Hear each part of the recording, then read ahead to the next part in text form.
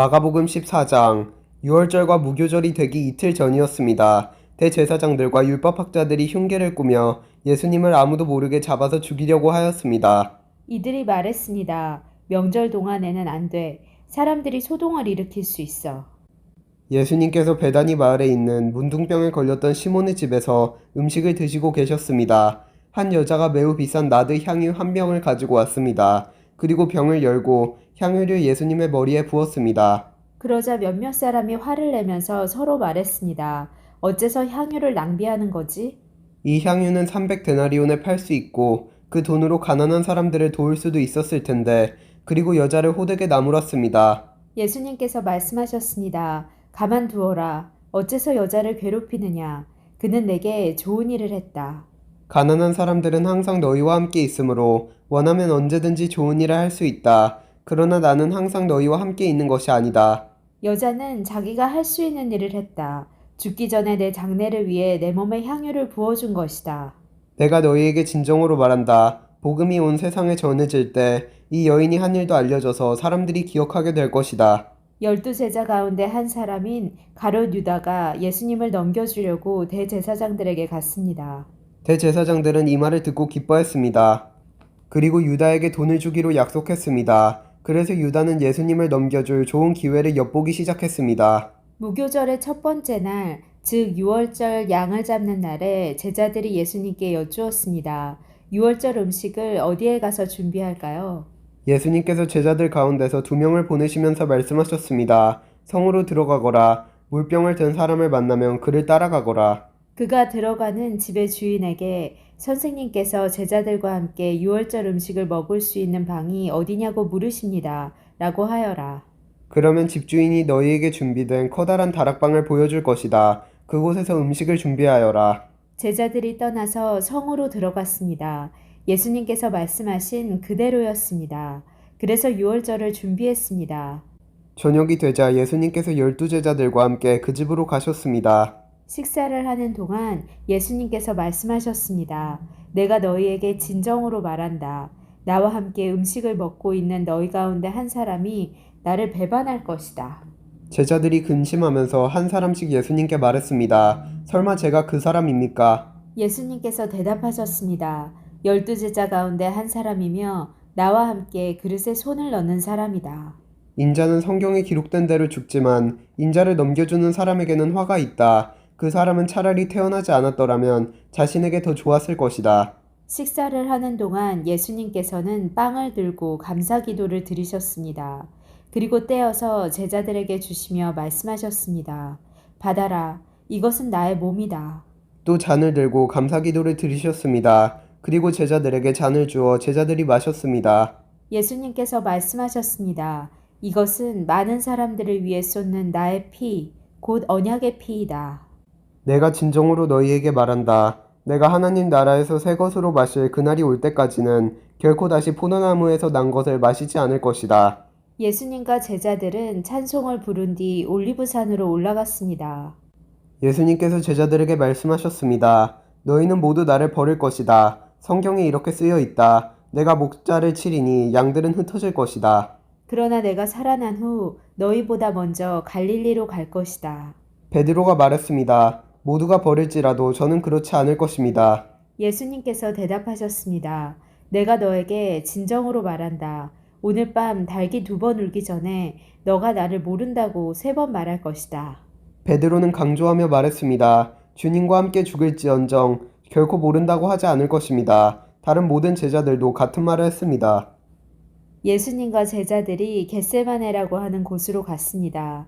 예수님께서 제자들에게 말씀하셨습니다. 내가 기도하는 동안에 여기 앉아 있어라. 예수님께서는 베드로와 야고보 그리고 요한을 데리고 가셨습니다.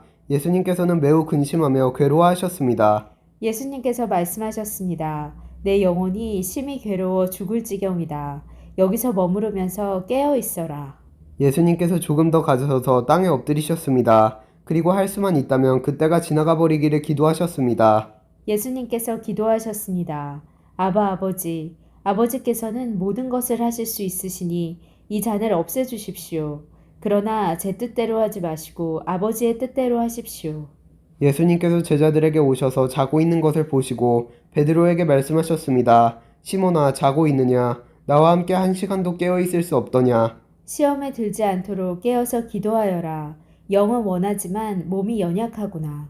다시 예수님께서 제자들을 떠나서 같은 말씀으로 기도하셨습니다. 그리고 다시 제자들에게 오셔서 자고 있는 모습을 보셨습니다.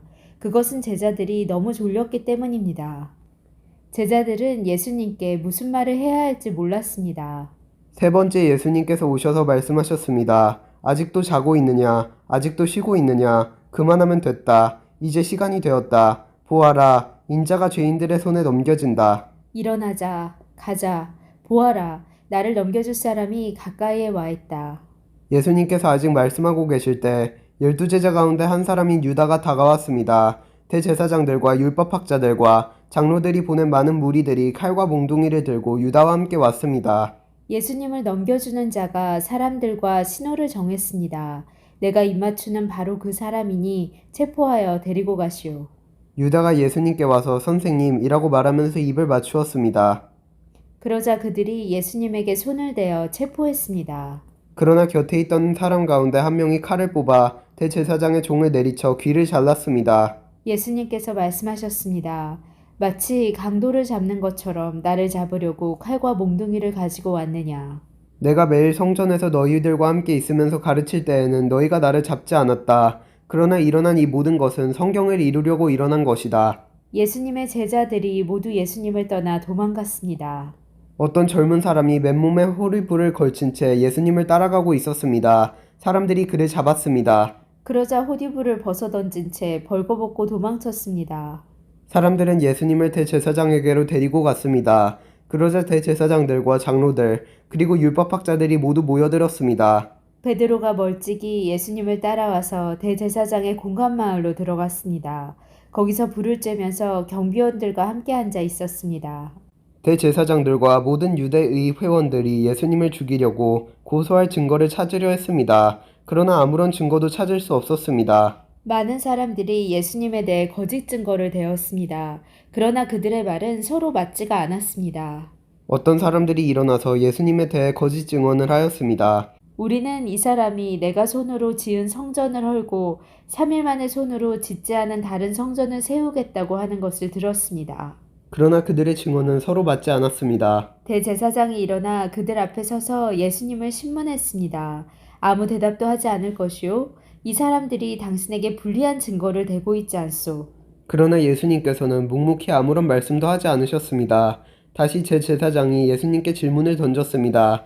당신이 찬양받으실 분의 아들 그리스도요. 예수님께서 대답하셨습니다. 그렇다. 인자가 전능하신 분의 오른쪽에 앉아 있는 것과 하늘에서 구름을 타고 오는 것을 볼 것이다.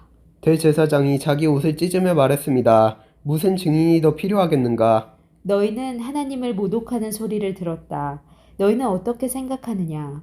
그러자 모두가 예수님을 사형시켜야 한다고 했습니다. 어떤 사람들은 예수님께 침을 뱉기 시작했습니다. 또 예수님의 눈을 가리고 주먹으로 때리면서 말했습니다. 예언자처럼 누가 너를 때리는지 맞춰보아라. 경비원들도 예수님을 끌고 가서 때렸습니다. 베드로가 공간의 아래쪽에 있을 때 어떤 대제사장의 여자종이 왔습니다. 베드로가 불을 쬐고 있는 것을 보고 노려보며 말했습니다. 당신도 나사렛 예수와 함께 있었지요. 베드로는 부인하며 말했습니다. 네가 무엇을 두고 말하는지 모르겠다. 그리고 베드로는 입구 쪽으로 옮겨갔습니다. 그때 닭이 울었습니다.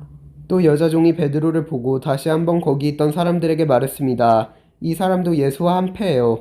다시 베드로가 부인했습니다. 잠시 후에 거기 있던 사람들이 베드로에게 말했습니다. 확실히 당신은 예수와 한패요. 당신은 갈릴리 사람이니까.